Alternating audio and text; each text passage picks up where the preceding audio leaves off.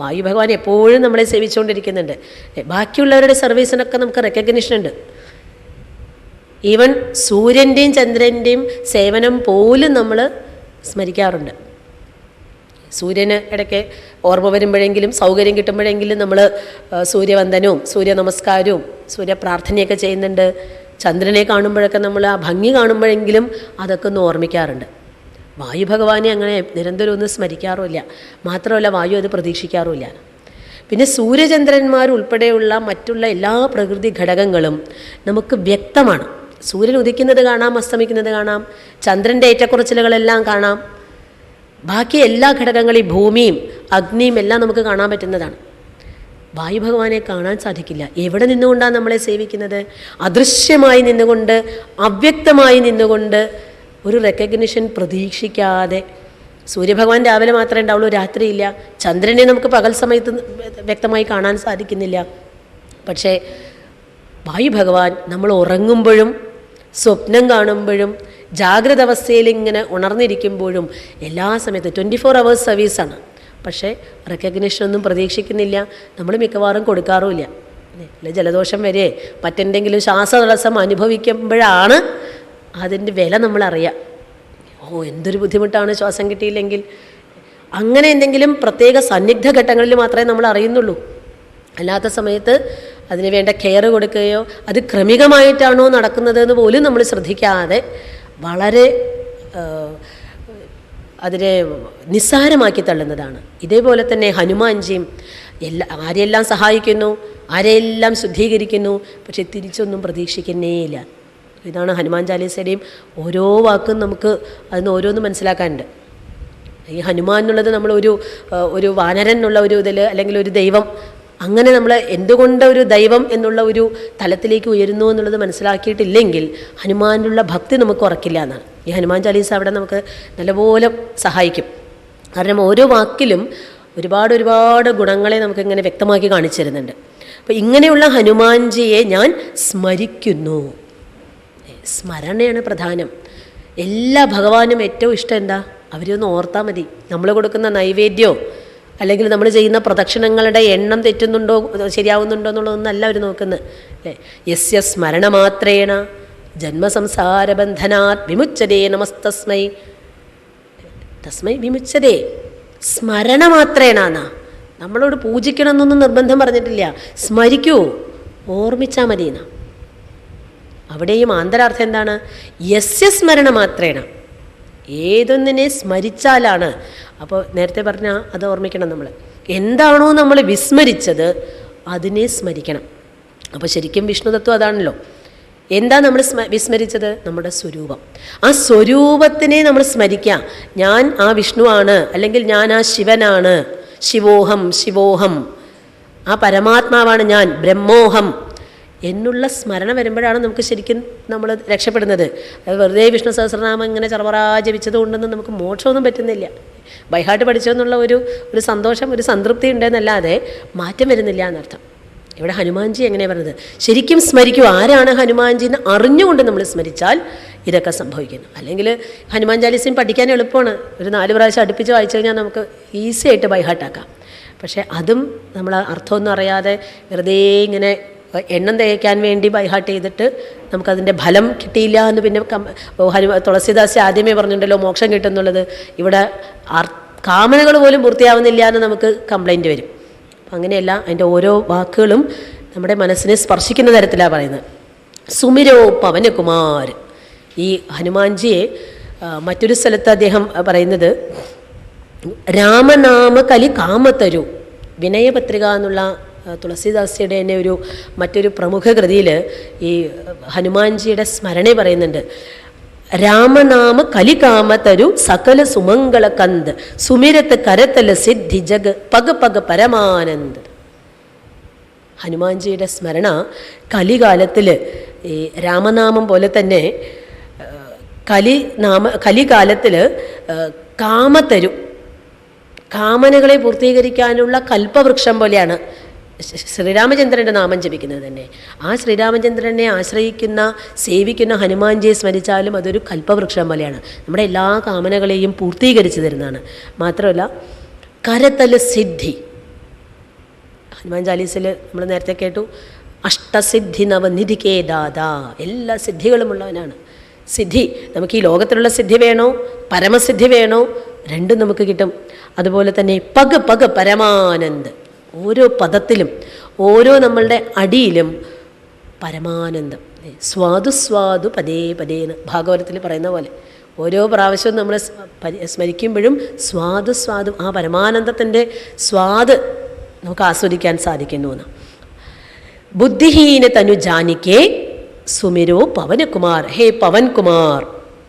അപ്പോൾ പവനൻ്റെ സർവഗുണങ്ങളും തികഞ്ഞ ഹേ ഹനുമാൻജി, അങ്ങയെ സ്മരിക്കുന്നത് ഏതൊരു പ്രാർത്ഥനയോട് കൂടിയിട്ടാണ്? ഞാനൊരു ബുദ്ധിഹീനനാണെന്ന് മനസ്സിലാക്കി എനിക്ക് വേണ്ടത് തന്ന് അനുഗ്രഹിക്കണം. എനിക്ക് എന്താ വേണ്ടത് എന്നുള്ളത് അടുത്തത് പറയുന്നുണ്ട്. അപ്പോൾ ഇതായിരിക്കണം നമ്മളുടെ ഓരോരുത്തരുടെയും ഒരു യഥാർത്ഥ സാധകൻ്റെ പ്രാർത്ഥന എന്തായിരിക്കണം എന്നാണ് ഇതിൽ കൂടെ സൂചിപ്പിക്കുന്നത്. ബല്, ബുദ്ധി, വിദ്യ, ഈ മൂന്നെണ്ണമാണ് എനിക്ക് വേണ്ടത്. അപ്പോൾ എന്തെങ്കിലും ഒരു വരം ചോദിച്ചോളൂ എന്ന് പറഞ്ഞാൽ ഇവിടെ മൂന്നെണ്ണം ഒറ്റയടിക്ക് ചോദിച്ചിട്ടുണ്ട്. ബല്, ബുദ്ധി, വിദ്യ, നല്ല ബലം വേണമെന്ന്. ഇവിടെ ബലം എന്നുകൊണ്ട് എന്താ ഉദ്ദേശിക്കുന്നത്? ശാരീരിക ബലം മാത്രമാണോ? ശാരീരിക ബലം മാത്രം ഉണ്ടായി മനോബലം ഇല്ലെങ്കിൽ നമുക്കറിയാം എന്താ അതിൻ്റെ ഫലം എന്നുള്ളത്. കുടുംബജീവിതം തന്നെ അവതാളത്തിലാണ്. സാമൂഹ്യ ജീവിതം അതിനേക്കാളും ബുദ്ധിമുട്ടാണ് മനോബലമില്ലെങ്കിൽ.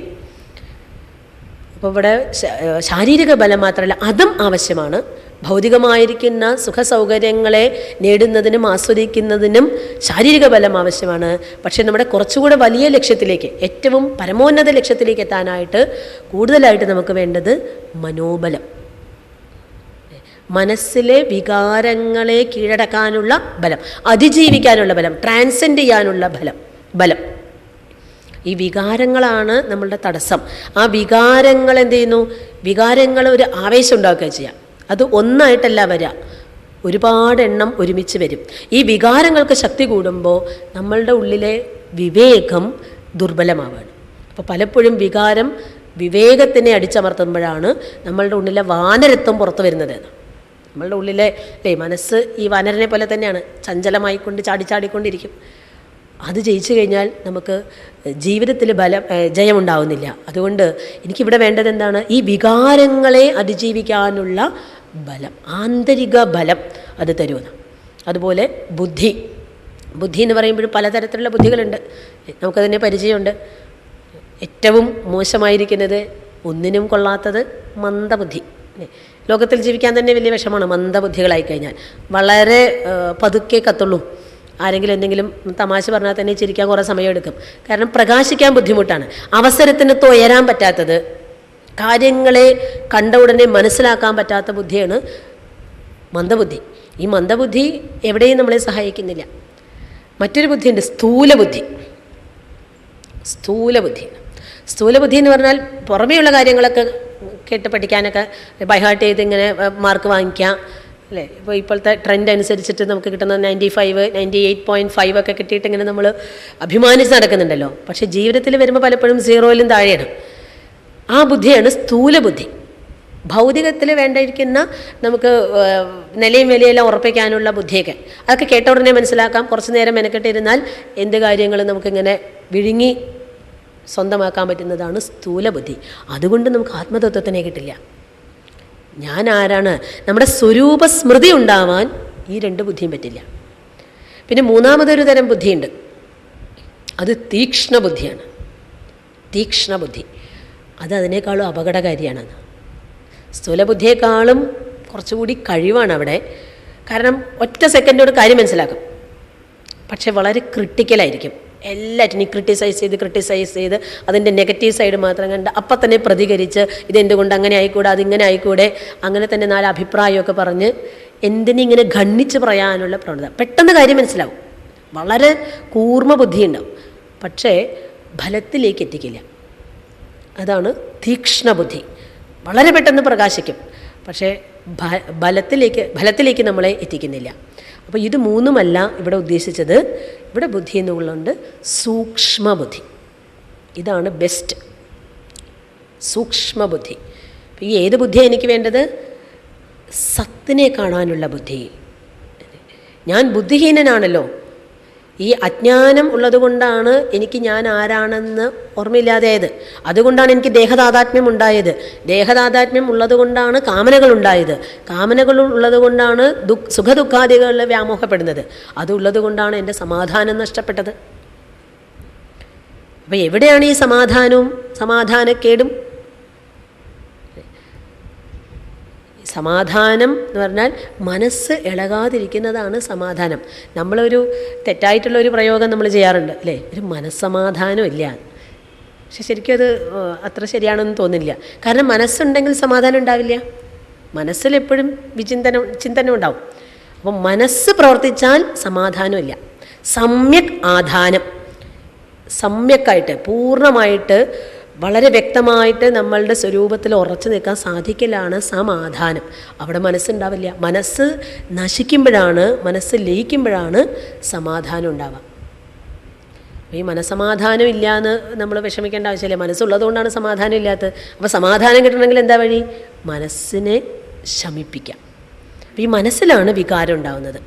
ഈ വികാരങ്ങളെ ജയിക്കാനുള്ള ബുദ്ധി കിട്ടിക്കഴിഞ്ഞാൽ സമാധാനം അതിൻ്റെ റിസൾട്ടായി. അപ്പോൾ ബല ബുദ്ധി അത് എങ്ങനെ കിട്ടും? ആ ബുദ്ധിയെ കൊണ്ട് നമുക്ക് അറിയാൻ സാധിക്കുന്ന എന്താണ്?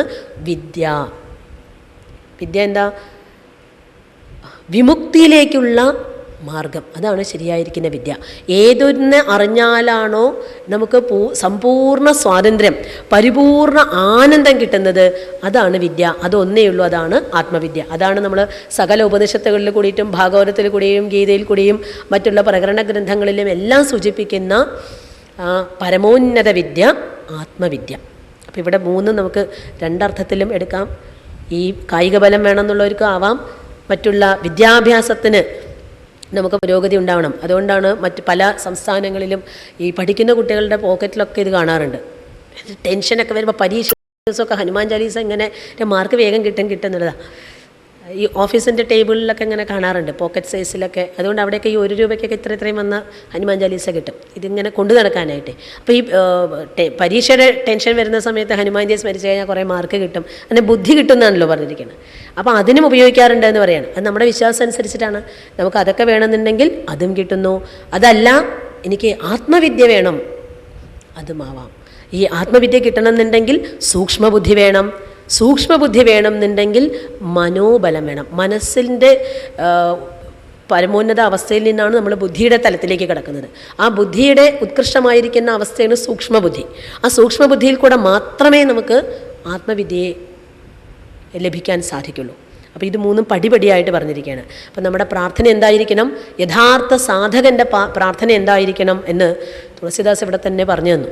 ബല ബുദ്ധി വിദ്യാദേഹുമുഹി, എനിക്ക് അത് തരൂ. എന്തായാലും ഭഗവാൻ പ്രീതിപ്പെട്ടാൽ എന്തെങ്കിലും തരാതിരിക്കില്ല. എന്തെങ്കിലും തരുന്നതിനാണ്, ചോദിക്കുന്നതിനായിരിക്കും. വിളിച്ച് വരുത്തി കഴിഞ്ഞാൽ എന്തെങ്കിലും ചോദിക്കണം എന്നാണ്. അപ്പോൾ നമുക്ക് എന്തേ ചോദിക്കാനുള്ളൂ? എനിക്ക് ഭൗതികമായിട്ടുള്ള ഒന്നും വേണ്ട. ആധ്യാത്മിക ബലവും സദ്ബുദ്ധിയും, സത്തിനെ അറിയാനുള്ള ബുദ്ധിയും, അതുപോലെ തന്നെ ആത്മവിദ്യ. ഭൗതിക വിദ്യയെ കൊണ്ട് എനിക്ക് പരമാനന്ദം കിട്ടുന്നില്ല എന്ന് തിരിച്ചറിഞ്ഞു. അതുകൊണ്ട് ഈ എൻ്റെ അജ്ഞാനത്തിനെ ഇല്ലാതാക്കി എനിക്കിത് മൂന്നും തന്ന് അനുഗ്രഹിക്കണേ. ഹരഹു കലേസ് വികാർ. 4ാമത്തെ ഒരു പ്രാർത്ഥന കൂടെ ഉണ്ട്. ഇത് ആദ്യം പറഞ്ഞത് മൂന്നും എനിക്ക് വേണം എന്നുള്ളത്. പിന്നെ എന്തൊന്ന് എനിക്ക് നിവാരണം ചെയ്തു തരണം? കലേസ് വികാർ ഹരഹു. കളേസ് എന്ന് പറഞ്ഞാൽ ക്ലേശം. സംസ്കൃതത്തിലെ ക്ലേശമാണ് കളേസ് എന്ന് പറയുന്നത്. ക്ലേശങ്ങളെയും വികാരങ്ങളെയും ഹരഹോ, ദൂരീകരിക്കുക, ഹരിക്കുക. ഹരി എന്നുള്ള വാക്കിന് ഉണ്ടല്ലോ, ഹരിക്കുക, അജ്ഞാനത്തിനെ ഹരിക്കുക. ഈ അജ്ഞാനത്തിൽ നിന്നുണ്ടായിരിക്കുന്ന വികാരങ്ങളാണ് നമ്മളുടെ മനസ്സിനെ തത്വജ്ഞാനത്തിൽ നിന്ന് മറയ്ക്കുന്നത് എന്ന് പറഞ്ഞു. ഈ വികാരങ്ങളെ ദൂരീകരിക്കുക. ആ ദൂരീകരിച്ചു കഴിഞ്ഞാലോ ക്ലേശം എല്ലാം ഇല്ലാതെയാവും. അപ്പോൾ ഈ ബലബുദ്ധി വിദ്യ കിട്ടാൻ ക്ലേശമുണ്ടോ? ഇല്ല, ക്ലേശരഹിതമായിട്ട് നമുക്ക് കിട്ടും, അനായാസേന കിട്ടും. മറ്റൊന്ന്, കുറച്ചുകൂടി നമ്മൾ ആധ്യാത്മികമായിട്ട് വേദാന്തപരമായിട്ട് ചിന്തിക്കുകയാണെങ്കിൽ സകല ക്ലേശങ്ങളെയും ഇല്ലാതിരിക്കുന്ന, അപ്പോൾ സാങ്കേതിക പദം ഉപയോഗിച്ച് പറഞ്ഞാൽ ക്ലേശങ്ങൾ, പഞ്ചക്ലേശങ്ങളെയും ഇല്ലാതെയാക്കുന്ന. ഏതൊക്കെയാണ് പഞ്ചക്ലേശങ്ങൾ? നമ്മൾ വേദാന്ത ക്ലാസ്സുകളിൽ പഠിച്ചിട്ടുള്ളവർക്ക് ഓർമ്മയുണ്ടാവും. അജ്ഞാനം, അതായത് ഞാൻ എന്ന ഭാവം. അവിദ്യ അസ്മിത, രാഗം, ദ്വേഷം, അഭിനിവേശം. അവിദ്യ, അതാണ് ബുദ്ധിഹീൻ എന്ന് പറഞ്ഞത്. താൻ ആരാണ്, തൻ്റെ സ്വരൂപം എന്താണ് എന്നുള്ളത് മറന്ന ആ അവിദ്യ. അതുകൊണ്ടാണല്ലോ ദേഹം തന്നെ ധരിക്കേണ്ടി വന്നത്. ദേഹം ധരിച്ചത് കൊണ്ടാണ് അതിലൂടെ അറ്റാച്ച്മെൻ്റ് ഉണ്ടായത്. അതുകൊണ്ട് തുടർന്നുള്ള ക്ലേശങ്ങൾ. അതുകൊണ്ട് എന്ത് വന്നു? ആ ശരീരത്തിൽ മമത, അഹന്ത ആദ്യം വന്നു. ഞാൻ ശരീരമാണ്, എൻ്റെ ശരീരമാണ്, ഈ ശരീരം കൊണ്ട് നേടുന്നതൊക്കെ എൻ്റെയാണ്. അപ്പോൾ അത് മമതയായി.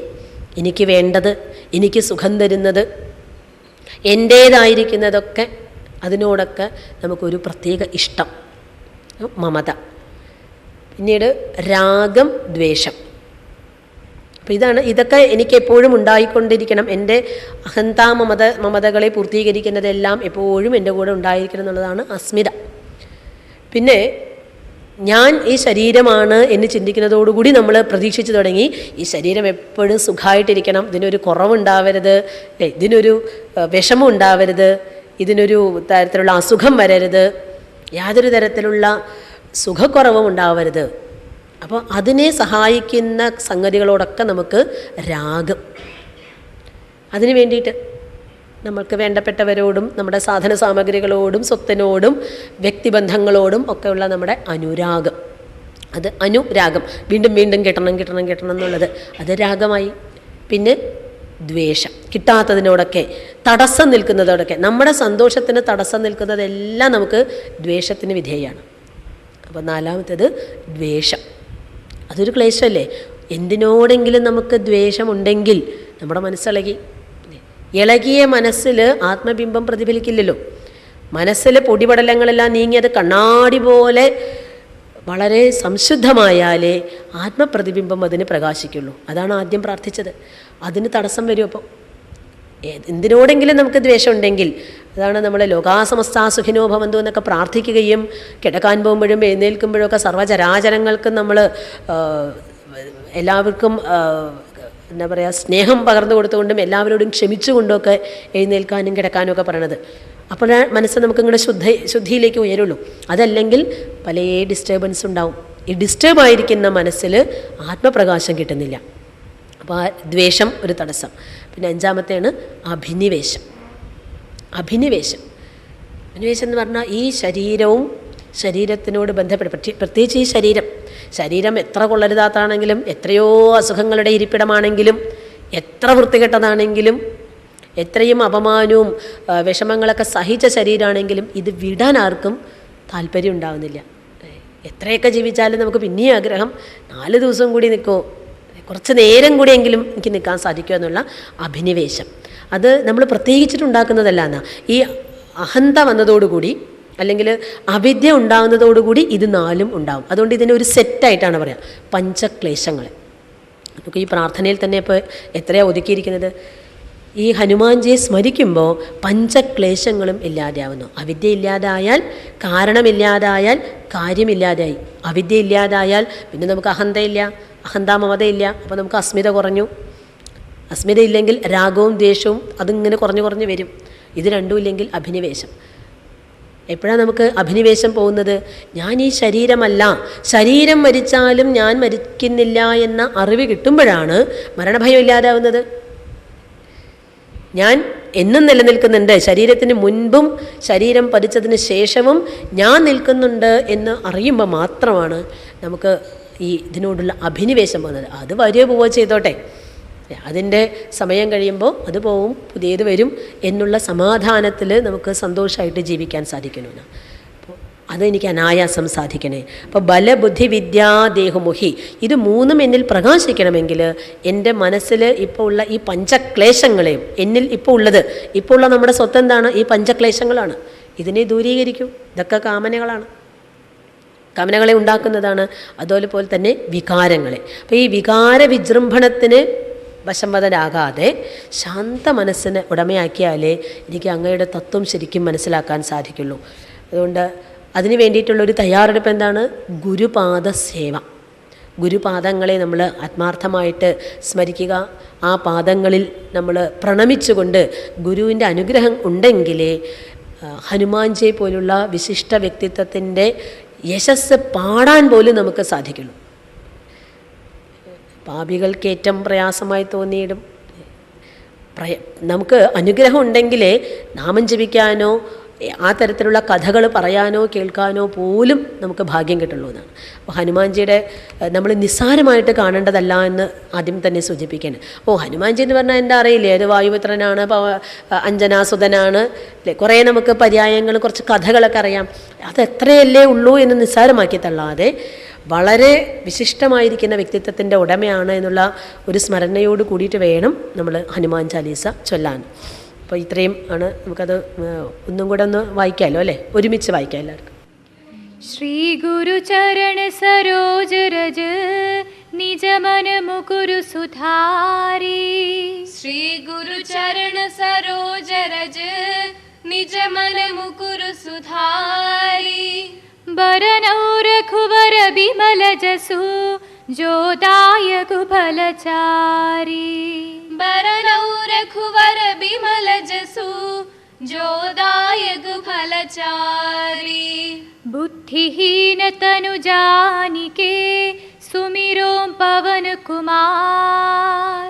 ബുദ്ധിഹീന തനു ജാനികേ സുമിരോം പവന കുമാർ. ബലബുദ്ധി വിദ്യാ ദേഹു മോഹി ഹരഹു കലേശ വികാർ.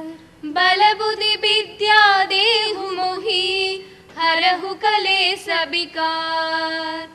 ശ്രീ ഗുരു ചരണ സരോജ രജ നിജ മന മുകുരു സുധാരി. ബരനൗ രഘുവര വിമല ജസു ജോദായകു ഫലചാരി. ബുദ്ധിഹീന തനു ജാനികേ സുമിരോം പവന കുമാർ. ബലബുദ്ധി വിദ്യാ ദേഹു മോഹി ഹരഹു കലേശ വികാർ.